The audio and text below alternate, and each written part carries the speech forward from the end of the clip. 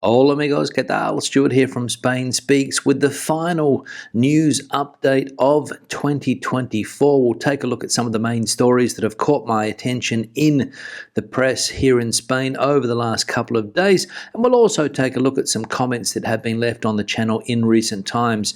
Before I begin, a huge thanks to all of the people that have supported this channel over the last 12 months or so in 2024, whether it's by buying me a coffee, whether it's the super thanks option here on YouTube, Patreon supporters, thank you very much for that support, and the YouTube channel members, thank you very much. Now, straight into the news, and Spain's migration crisis continues with thousands of people arriving in the Canary Islands over the last week or so. As we can read here, migrant pressure in Spain intensifies. 2,200 arrived by canoe in a week. The migratory pressure on Spain shows no sign of abating, with over 2,200 migrants arriving in just 1 week, just in time for the Christmas holidays, though this is hardly the festive reception they might have hoped for. The relentless flow of cayucos, open wooden boats, continues to make the Canary Islands the primary destination. Over the past few days alone, approximately 1,400 individuals have arrived, according to data from rescue and emergency services. As of this Monday, these new arrivals have propelled the archipelago to an annual record, with irregular maritime entries exceeding 46,100. By the 15th of December, the Ministry of the Interior had reported 43,737 arrivals in its most recent update, a figure that December's frenetic activity has thoroughly surpassed. An updated count expected this week is likely to underscore what many already know. The migration crisis continues to weigh heavily, much like the overstuffed Christmas dinner we all regret, but knew was coming. So migration to Spain, these irregular arrivals, as the government here likes to call them, still dominating the headlines. And as we saw there, some 46,100 people have risked their lives to enter Spain this year alone. Second piece of news now, and inflation again making headlines today, because as we can see here, inflation rises by 0.4 points in December, closing the year at 2.8% due to higher fuel costs. The Consumer Price Index, the CPI, closed the year at 2.8%, according to preliminary data released on Monday by the National Statistics Institute. This marks a 0.4 point increase compared to November, when it stood at 2.4%, driven by rising fuel costs and, to a lesser extent, by higher prices in leisure and cultural activities, which increased more than during the same month last year. December's figures is the third consecutive rise in this indicator, returning to levels seen in July, 2.8%, during the height of the tourist season. However, it is 0.3 points lower than a year ago, when inflation ended at 3.1%. The increase in fuel prices, which have been climbing for weeks and recently reached levels not seen since early September, accounts for much of this rise. Specifically, just before Christmas, the average price of a litre of petrol increased by 0.13% in the past week to €1.515, while diesel rose by 0.06% to €1.432. So inflation up in Spain in the last month of the year due to rising fuel costs. And it's going to be interesting to see how 2025 shapes up in Spain as far as inflation is concerned. Third piece of news now, and some more news with regard to the economy. And 2024 has been a good year for the Spanish economy in particular, because as we can read here, the Spanish economy had an outstanding year in 2024, far exceeding all forecasts. GDP growth around 3% will be significantly higher than analysts' consensus at the beginning of the year.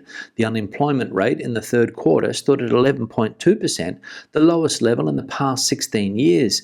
If not for the rapid growth of the labour force, the unemployment rate would already be nearing 10%. The budget deficit will close at 3%, marking a reduction of 7 percentage points of GDP since 2020, the fastest in history. Contrary to the widespread pessimistic narratives, the November Eurobarometer indicates that 88% of Spaniards are satisfied with their daily lives. So there we go, and you can't get much clearer than that. 88% of Spaniards happy with their daily lives. And the final piece of news now, and anybody driving in the Malaga province, watch out, because speed cameras there are making an absolute killing. And one speed camera in particular in Malaga causes over 65,000 fines a year. The Directorate General for Traffic, the DGT, expects more than 20 million road journeys to take place by the 6th of January 2025 due to the Christmas holidays. Speeding remains a common reason for drivers being fined, whether caught by mobile, fixed or average speed cameras.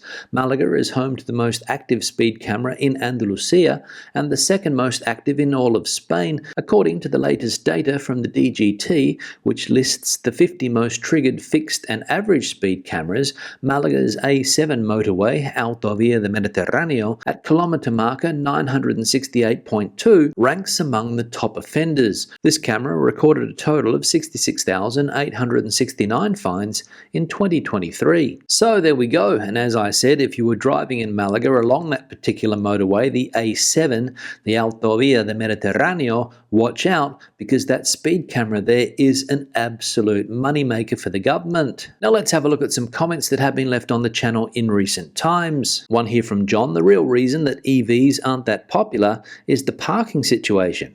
No home parking in towns and cities. Yeah, John, thanks for the comment and for your input on this topic. A controversial topic, let's be honest. Lots of people were for electric vehicles in the comment section the other day. Lots of people against electric vehicles after the news that we saw about here in Spain, electric vehicles are not really taking off, or at least not taking off as fast as in some other European countries, for example, Portugal. And that could be one of the reasons: difficult to find a place to park and charge your electric vehicle. And given the amount of people that live in apartments in Spain, I think this is always going to be an issue. Another comment here from Spanish Mag: electric cars have ridiculous resale value in Spain. I have a June 2023 Tesla Model 3 LR all-wheel drive with enhanced autopilot. I checked a few places to sell it in November 2024, and the price I am getting is 50% less than what I paid for it. So buyer beware. Buy an electric car if you are going to use it for 7 to 10 plus years in Spain. Many used car dealers even tell you they won't buy electric cars outright. Yeah, Spanish Mag, thanks for the comment. And another issue as far as electric vehicles are concerned: the resale value. 50% less is the value for your Tesla after only 18 months. Wow! So another thing to take into consideration before buying an EV. One here from Bitmanev: not sure if this channel is sponsored, spelling mistake, by Big Oil, but I have been driving through Spain in 2 different EVs since 2019, so not sure about your story. And we have solar and charging our EV in the day at 0 cost. Yeah, Bitmanev, thanks for the comment, and let me think, is this channel sponsored by Big Oil? Happy New Year. One here from Eddie: the Spanish government's handling of the Dana disaster is shameful. The world watches in dismay. Yeah, Eddie, thanks for the comment, and I'm sure that lots of people would agree with your statement there, that the Spanish government's handling of the Dana tragedy back in October has been absolutely shameful. There's no excuses for the way that governments have handled this situation, and let's be honest, it has been handled disastrously since day one. And I've said it once and I'll say it again, in my opinion also, it's unbelievable that no politician has resigned as a result of this tragedy. One here from Angela: I'm moving just north in Nazaré or Óbidos, planning stage. Love seeing you in a light jacket in December there. Yeah, Angela, thanks for the comment, and referring to a video that I put out about Portugal a couple of days or so ago now, I think. And yes, the weather over the last week or so here in Portugal has been absolutely fantastic. No need whatsoever for heavy coats. However, the weather here can change quite quickly, and you never know when the next storm is going to batter the coastline. But it is great to be able to spend the end of the year in this fantastic part of the world, and I hope all goes well with your move to Portugal. And the final comment here from Kieran: Feliz año nuevo, te deseo salud, felicidad and éxito en 2025. Yeah, Kieran, thanks for the comment, and I hope exactly the same for you and to all the viewers of my videos for 2025. Have a happy, healthy and successful 2025. On that note, I'm going to wrap the video up. Questions and comments, please leave them in the section below. If you have anything to add to the conversation today, the comment section is the place for you. Give the video a thumbs up if you liked it, thumbs down if you didn't. I'll see you in the next one. Hasta luego, and have a great start to 2025. Bye-bye.